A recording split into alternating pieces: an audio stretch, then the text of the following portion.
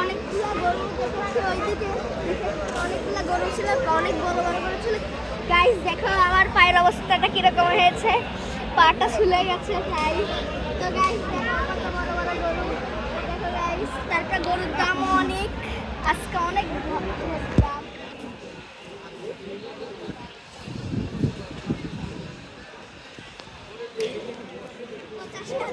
কত 85,000 বলো বলো ওকে গাইস তো এই গরুটার দাম শুনে আসলে ওটা ছোট গরু ওটার দাম পুরো 85,000 তো গাইস ভালোই মনে হচ্ছে বসতে হবে গাইস আপনারাই বলুন আপনাদের কেমন লেগেছে এই গরুটা গাইস আসেন আমি দেখাই কেমন আমি জুম করে দেখাচ্ছি